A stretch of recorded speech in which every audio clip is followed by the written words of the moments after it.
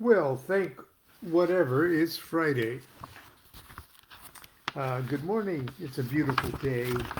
Uh, a crisp, kind of cold day here in Sacramento. Our friend William is visiting us from Southern California, and he and I just returned from a little walk to the coffee shop.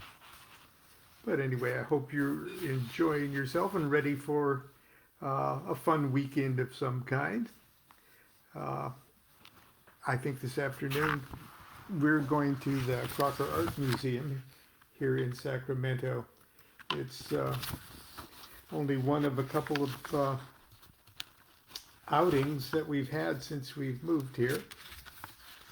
Anyway, it's November, and a lot of very, in my life anyway, I don't know what it might be for others, but November has always been pretty damn spooky. Uh, First of all, my father's birthday uh, is or was in November. He was born November 11th, 1911, and somewhere I've written down, and he was born in a house in Los Angeles on 11th Avenue or 11th Street, and there was an 11 even in the address, and the midwife or whoever was assisting in his birth was so, when she was filling out the paperwork, was so uh, struck by all of the 11s, 11 11 1911, address 11th, okay, and that he was born at 11 o'clock in the morning, and it was probably 11 something, but the midwife uh, cheated a little and put that he was born at 11 a.m. It might have been a little bit uh, uh, wow, I just found some chocolate on my, I hope that's chocolate, on my glasses. What the hell is that doing there? Well, anyway, be that as it may. Uh, and he was a kind of a spooky guy. I love my dad dearly, most noble man I've ever met. Uh, but anyway, because November's spooky, Halloween and on the Day of the Dead just happened a couple days ago, and my father, who died prematurely, he was only 60 years old. Uh, uh, I included uh, a little essay about both my mother and my father in my book Low Magic, and I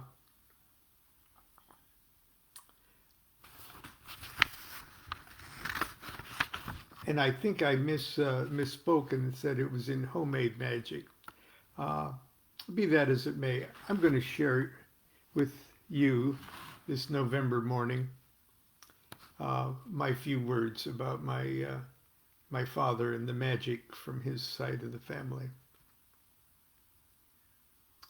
My father was a different kind of magician altogether.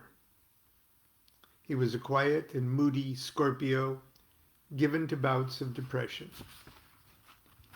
He liked to drink during the years before I was born, but mom's unwillingness to drive to his favorite, oh, excuse me, but my mom's willingness to drive to his favorite after work watering hole and physically pull him off his bar stool and out to the car put an end to that. Dad didn't talk much about his parents and family, other than to say that he had one sister and three half sisters, all older than he. To my knowledge, he never met any of his grandparents. His father came from France, at least so my father told me. And perhaps he actually in a roundabout way, did. There was some question of his how he immigrated, but he most likely was French Canadian, and for some reason uh, either was visiting France or had to make it appear that he immigrated from France in those days. I don't know. He was a Frenchman for damn sure. But whether there's more DuQuettes in Canada than there are in France, I want you to know. But according to my father always said his father came from France. My father's mother came from England. She'd been married once before and had 3 girls from that union. Her father was an inspector for Scotland Yard, who died during the events of Queen Victoria's Golden Jubilee. The only thing we know about Grandma DuQuette's mother was a story that I find somewhat unnerving. Something that my mother didn't tell me until a week before she died in 2007.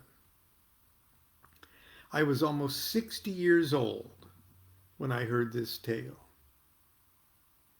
I now know why she waited to tell me. My father was born and raised in Los Angeles, but had traveled to western Nebraska in the late 1930s to drill exploratory wells, oil wells. They were called wildcat wells. He met my mother-to-be, a waitress at a diner, and they married in the little town of Chapel, Nebraska in 1940.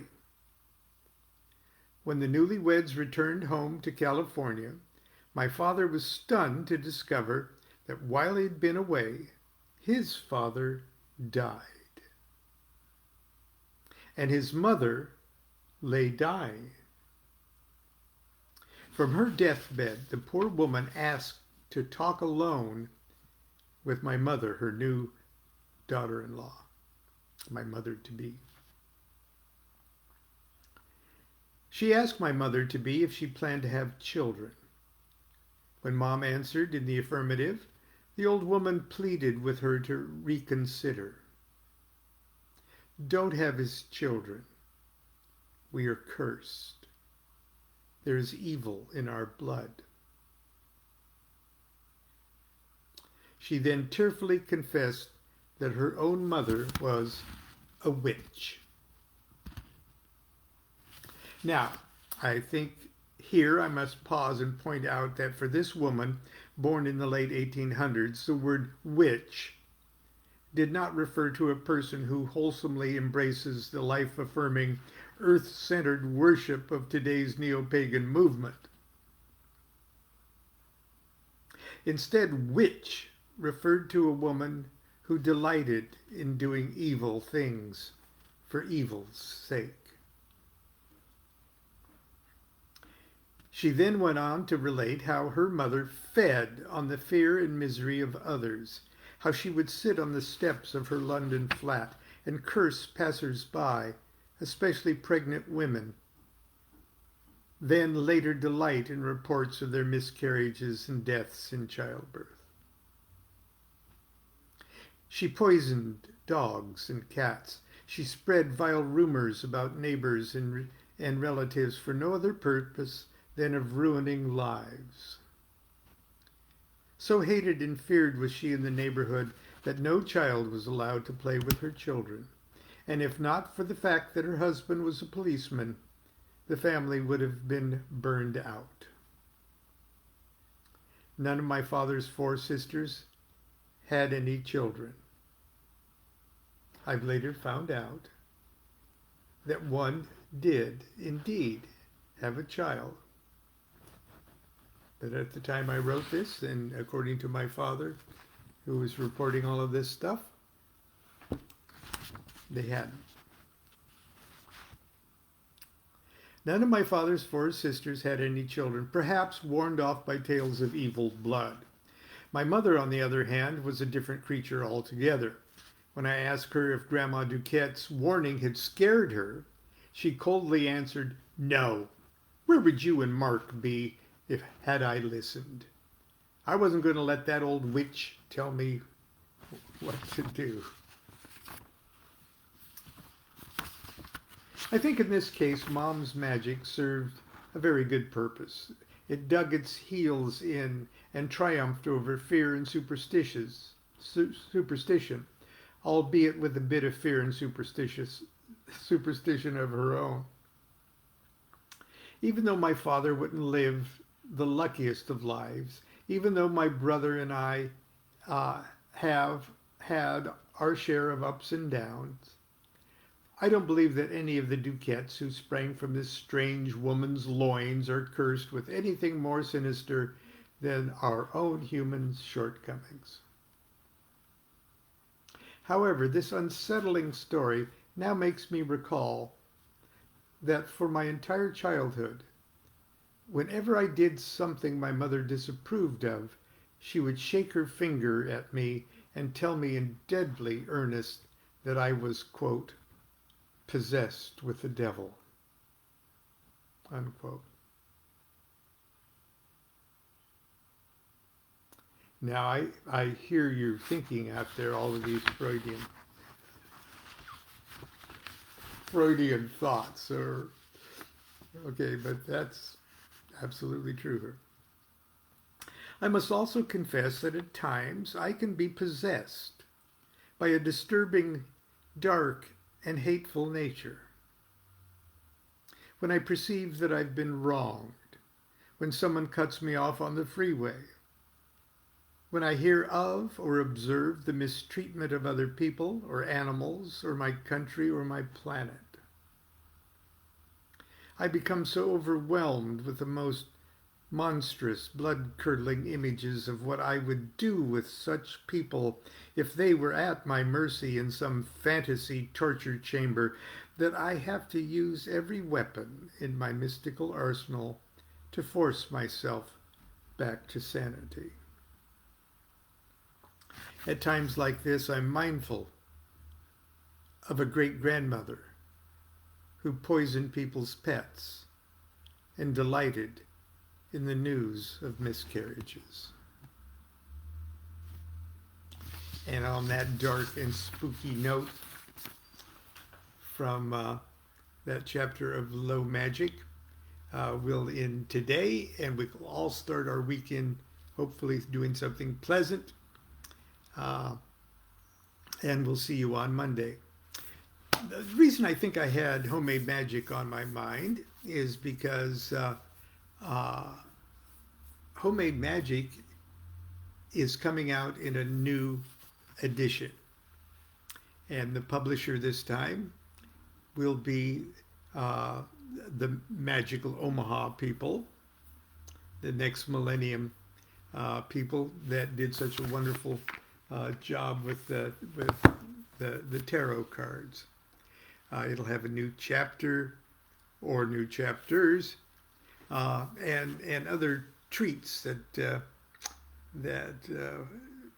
will make the edition very special. So be looking for that, and be looking for information of how when it gets to the point of where you can order that. It's been out of print for a number of years. So if you're missing homemade magic in your DuQuette library, it's coming out very soon, I'm excited to say.